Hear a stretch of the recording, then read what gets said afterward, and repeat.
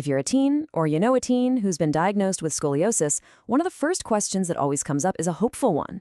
Can you fix it with special exercises? It's a huge question, and honestly, the internet is full of conflicting advice. So today, we're going to cut through all that noise. We're diving deep into a 2019 scientific review to see what the evidence actually has to say. So, here's our game plan for this little investigation. First, we're going to get a solid handle on the condition itself. Then, we'll meet the specific exercise methods that are being put to the test. After that, we'll follow the evidence trail the scientists laid out, see what they actually found, and, most importantly, figure out what it all means. All right, before we get into the nitty-gritty, let's be super clear about what we're talking about. We're not looking at every type of scoliosis out there. Our focus today is on a very particular kind that shows up during the teen years.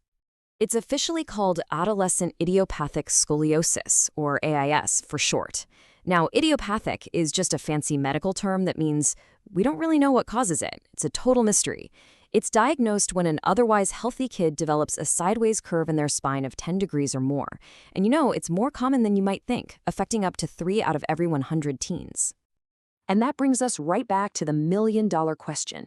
For years, the hope has been that some kind of specialized exercise program could halt the curve or maybe even reverse it. But is there any real hard proof? Well, that's exactly what this 2019 scientific review set out to discover. The researchers didn't look at just any exercise. They zeroed in on a specific group of treatments called physiotherapy scoliosis-specific exercises. Let's just call them PSSEs to keep it simple. For our purposes, you can think of these PSSEs as the main suspects in our investigation. Now, the review looked at a couple of different PSSEs, but two big names really stood out. On one hand, you have the Schroth method. This is a pretty hands-on therapy, usually done in a clinic with a therapist, using things like mirrors and specific breathing techniques to correct posture. On the other hand, there's the SEAS method. This one is more of a do-it-yourself program you do at home, focused on teaching you how to actively self-correct your posture throughout the day. So, how in the world do scientists actually search for proof? Well, it's not as simple as a Google search. You have to be a bit of an evidence detective, carefully sifting through all the research and only accepting studies that meet a really high standard of quality. To do this, the researchers set up a really strict set of rules. First, they'd only look at studies with adolescents diagnosed with AIS. Second, the study had to be testing a specific PSSE method, like Schroth or SEAS. Third, and this is absolutely critical, it had to compare that method to a control group. So a group of people who either got no treatment at all or just some standard, non-specific care. And finally, the study had to measure the results using something called the Cobb angle, which is the gold standard for measuring a spinal curve. So they cast their net wide, searching all the major scientific databases. Their first big sweep pulled in 24 articles that looked promising. Not a bad start, right? But after they applied those super strict rules, checking for a proper control group, the right measurements, and good study design, only 8 of those initial 24 were strong enough to make the final cut. Now, this is a really big deal. The search for scientific truth is all about quality over quantity. And that brings us to the moment we've all been waiting for. What did this small but very high-quality group of studies actually uncover? Let's break down what the evidence showed. Okay, so the first and most basic question the researchers asked was this. Is doing one of these special exercise programs actually better than doing nothing at all, which in the medical world is often called watchful waiting? They found a couple of studies that put the Schroth method up against no treatment, and the results were interesting. They did see a positive trend, meaning the exercises seemed to help reduce the curve. But, and this is key, the overall strength of the evidence was officially rated as insufficient. Now, that doesn't mean it doesn't work. It just means there wasn't enough solid, undeniable data to say for sure. All right, next question. What happens when you compare these specialized exercises to a more general fitness program? Is there a real advantage to doing these specific scoliosis moves over, say, just standard core exercises? Here, the review found studies that compared the SEAS method to traditional exercise, and the results were a little more encouraging. They actually showed small to moderate positive effects for the specialized SEAS program.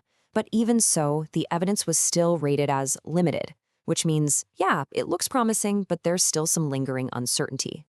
This, of course, leads us to the ultimate showdown, the question a lot of patients and therapists really want answered. Which one is better? Is the supervised Schroth method more effective than the at-home SEAS program? And here it is. This is probably the biggest surprise of the entire investigation. The researchers found zero. Absolutely no high-quality studies that put these methods in a direct head-to-head competition. It's like trying to declare a winner of a race that's never actually been run. So, after following this whole evidence trail, sifting through the studies, what's the final verdict?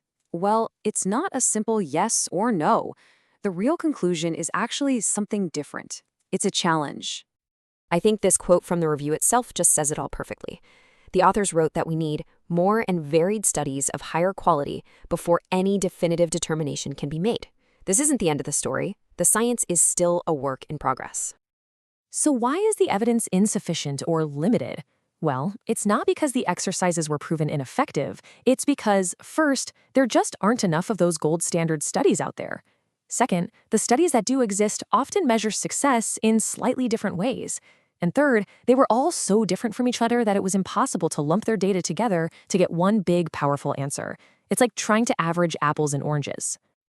Okay, if you only take away one thing from our time together, please let it be this. This is so important. The scientific review is not saying that these exercises don't work. That's a huge and really common misunderstanding of how science speaks. What it is saying is that the level of scientific proof, the kind you need to make an official, definitive recommendation, it just isn't there yet. It's a statement about the current state of the research, not a final verdict on the exercises themselves. And why does this distinction matter so much? Because doctors, therapists, patients, and families all need to rely on what we call evidence-based medicine. That means making decisions based on clear, consistent, and verifiable results from multiple, really well-designed studies. That's the high bar we're aiming for. So we don't end with a simple answer. We end with a much deeper question.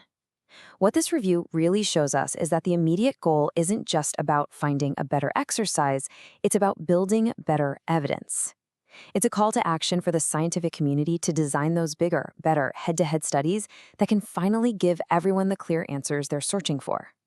The hunt for proof continues.